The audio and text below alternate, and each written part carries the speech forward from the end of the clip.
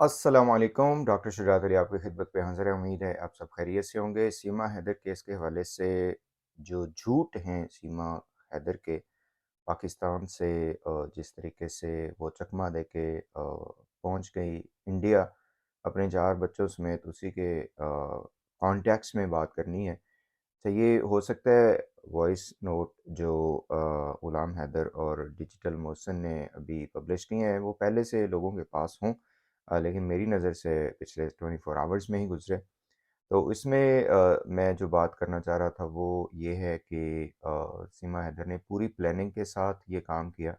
I do believe कि India से पूरी बैकिंग रही इसकी।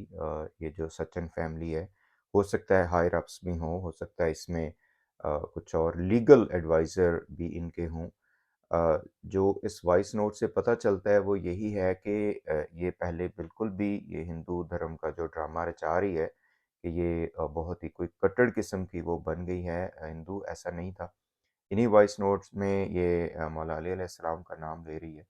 अगरचे सारे लोग लेते हैं, हिंदू भी लेते हैं इन्हीं हेरोइक जो हमारी और हमारे लिए मशाल राह जो इस्लामिक पर्सनैलिटीज़ हैं, लेकिन ज़्यादातर वही लोग लेते हैं जो मुस्लिम हैं, या स्पेसिफ़िकली मुस्लिम्स में भी एक स्पेसिफ़िक जो है ना वो सेक्ट है या फ़िरका है। तो यहाँ से पता चलता है, और ये जो वॉइस नोट हैं जो ग़ुलाम हैदर ने कहा है कि ये पुराने नहीं है, ये कोई आई बिलीव 10th मई तक she was in contact with him. तो उस वक़्त के हैं, या उन्हीं दिनों के हैं। तो यहाँ से पता चलता है कि इसको कोई आइडिया नहीं था। आई डू बिलीव कि इन सब लोगों ने प्लानिंग की और उसको 2-3 साल से जो भी ये कर रहे थे, पहले नेपाल गई, वहाँ से फिर ये वापस, फिर ये बच्चों को साथ लिया। तो प्लानिंग करके इन्होंने कहा कि जी अब हम ऐलान कर देते हैं to achieve her goals which could be again to stay in India, to go to the bigger screen. तो उसमें जो सबसे मौसर हथियार है वो एंटी पाकिस्तान एक प्रोपेगेंडा है जिसका वो हिस्सा बने, और दूसरे नंबर पे वो मुस्लिम से हिंदू बन जाए। तो यहाँ से बिल्कुल ये इंटेंशन वाज़ेह होती है कि ऐसा कोई इसने कोई दिलो जान से कबूल नहीं किया। फॉर द टाइम बीइंग ये बन गई है हिंदू सनातनी या जो भी आप कहना चाहें, और उसको ये अच्छी तरीके से यूटिलाइज़ कर रही है, और काफ़ी हद तक जो है वो कामयाब भी हुई है लोगों के सेंटिमेंट्स को अपने साथ मिलाने में। और जो ये बच्चों के हवाले से तो अब बात बंद हो चुकी है, मेरा ख़्याल है। मीडिया पे भी ज़्यादा बात नहीं हो रही है। ये जो हम लोगों ने कुछ एक्टिविज़्म किया था उसी के रेफ़रेंस में मैं समझता हूँ कि कुछ इन्होंने वीडियोज़ वग़ैरह दी कि बच्चे जो है ना एजुकेशन ले रहे हैं, सब कुछ ले रहे हैं।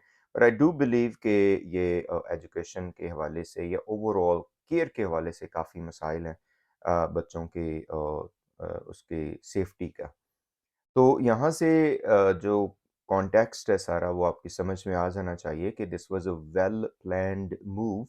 और इसमें अब सचिन फैमिली का क्या वो है, क्या उसे कहते हैं कि हिस्सा है, या उनका गोल्स क्या हैं, वो बहरहाल ये बाद में ही पता चलेगा।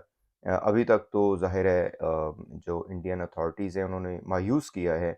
मैं समझता हूँ कि जो भी एटीएस या ये सारी या जो गवर्नमेंटल ऑफिशियल्स हैं उन्होंने भी कि इसके हवाले से वो कोई सख्त पॉलिसी नहीं अपना सके। उसकी वजह मेरे ख़्याल में यही है कि चूँकि वो अब हिंदू बन चुकी है, उसने अपने आप को डिक्लेयर किया है, तो शायद ये वजह हो सकती है, पॉसिबिलिटी है इसमें।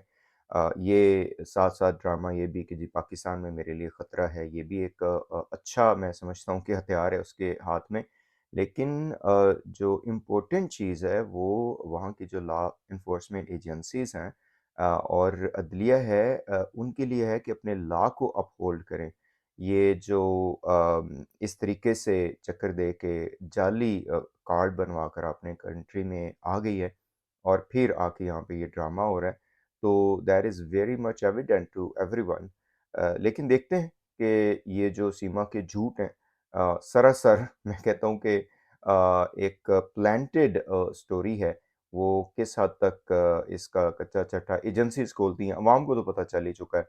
सबको पता चल चुका है कि ये जो जो भी काम कर रही है, वो सारा जो है ना वो नमूदो नुमाइश है और ड्रामा है। Let's see what happens next. This is what our stance is. What do you think? Comment and we will move on.